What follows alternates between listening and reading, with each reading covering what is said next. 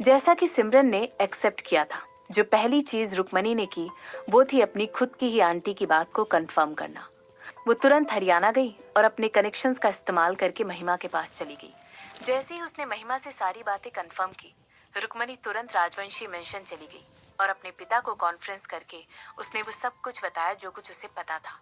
वहां परिस्थिति पूरी तरह कॉज में आ गई थी, क्योंकि रुक्मणी ने पूरी तरह अपने माँ बाप पर इल्जाम लगाया कि उन्होंने उससे वो इन्फॉर्मेशन इतने सालों तक छुपा कर रखी। उसने अपने पिता को बहुत ज्यादा क्रिटिसाइज किया और उन्हें हर चीज के लिए ब्लेम किया। उनके कन्वर्सेशन का एंड कुछ इस तरह से हुआ कि वो वहां से गुस्से में निकल गई और इस समय उसकी आंखें आंसुओं की वजह से पूरी तरह लाल हो चुकी थी, क्योंकि उसने उन आंसुओं को आंखों में से गिरने से रोक लिया था। रुक्मणी को लग रहा था कि वो बहुत ज्यादा अनलकी है कि वो ऐसी फैमिली में पैदा हुई जिसके हर पार्ट से उसे नफरत थी। ऑफ कोर्स, जो पहली चीज रुक्मणी ने अपना घर छोड़ने के बाद की वो की प्लानिंग करना। वो चाहती थी कि एक तगड़ा काउंटर अटैक करे। उसे अच्छी तरह पता था कि वो सिमरन से बहुत नीचे स्तर पर है, हालांकि वो फिर भी पलटवार करने से पीछे नहीं हटने वाली थी। वो इसकी कोशिश जरूर करने वाली थी।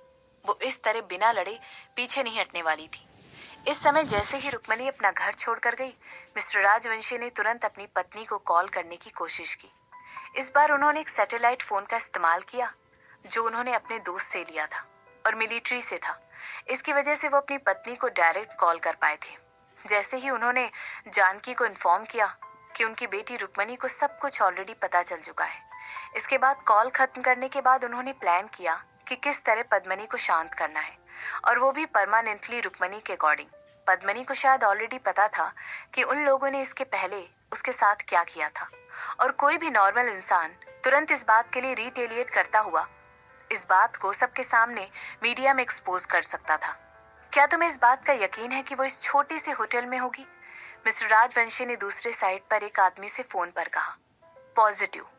तो फिर उसे मार दो। मैं चाहता हूँ कि तुम इसे इस तरह दिखाओ कि जो कुछ भी उसने अपनी बहन रुक्मणी से कहा था वो सब झूठ था और वो इस बात को नहीं पाई और उसने खुदकुशी कर ली।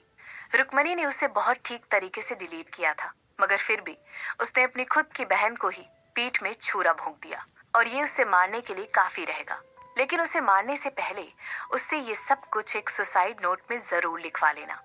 ऐसा ऑर्डर देते ही उन्होंने तुरंत कॉल ड्रॉप कर दी। इसके बाद एक लंबी आह भरते हुए वो सोचने लगे कि हाल फिलहाल में ही कितनी ज्यादा आपाधापी हो गई थी और आगे भी ये सब कुछ होने वाला ही था। जब शशांक को ये न्यूज मिली कि रुक्मणी एक प्रेस कॉन्फ्रेंस रखना चाहती है, तो जो पहले ख्याल उसके दिमाग में आया वो था उसका सरप्राइज होते हुए एक आह भरना। एक बार फिर उसकी वाइफ ने ये बात प्रूव कर दी थी कि वो स्ट्रेटेजी करने में बहुत ही ज्यादा कैपेबल औरत है। यहाँ तक कि वो इतनी कैपेबल थी जितना कि शशांक भी नहीं था। और ऐसा इसलिए है क्योंकि तुम्हें सिर्फ और सिर्फ लोगों को मारना आता है।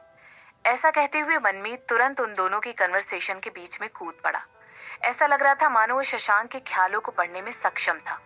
भाभी हमेशा ही बेस्ट होती है। मुझे लगता है मुझे भी इस तरह की एक वाइब ढूंढ लेनी चाहिए।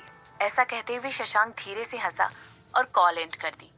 अभी तक वो अपने एक आदमी से बात कर रहा था। इसके बाद वो आगे कहने लगा, मैं तुम्हारी आंखों में यहाँ से ही चमक साफ साफ देख सकता हूँ। ऐसा मत सोचो कि तुम मेरी वाइफ को इतना ज्यादा एडमायर कर सकते हो। वो सिर्फ और सिर्फ मेरी है, बल्कि वो ऑलरेडी मेरी हो चुकी है। इसके रिस्पॉन्स में मनमीत की आंखें बड़ी हो गई और वो आगे कहने लगा, आह बिल्कुल भी नहीं, वो तुमसे भी ज्यादा डरावनी है। मैं ऐसी औरतों के साथ कभी भी रहना नहीं चाहूंगा जो एक खुली किताब की तरह मेरा मन पढ़ सके। अभी अभी तो तुमने कहा है कि तुम्हें उसके जैसा ही कोई चाहिए। शशांक ने मनमीत को काउंटर अटैक करते हुए कहा।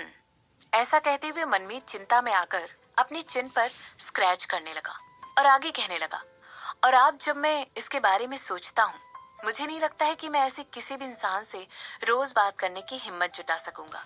मेरा दिमाग इतनी सारी चीजें हैंडल नहीं कर सकता है। हो सकता है या तो वो इस आपाधापी में एक्सप्लॉइट हो जाए या फिर मुझे एक दिन छोड़कर भागने का डिसाइड कर ले। आह, ऐसा नहीं है कि इस बात का कोई मतलब नहीं है।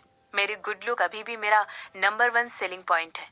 ऑफ कोर्स, इसी के साथ मेरे अंदर बहुत सारी खूबियां भी हैं। और मनमीत अपनी बात को आगे बढ़ाते हुए बोलता ही जा रहा था और शशांक अपनी हंसी रोककर अपना सिर हिला रहा था।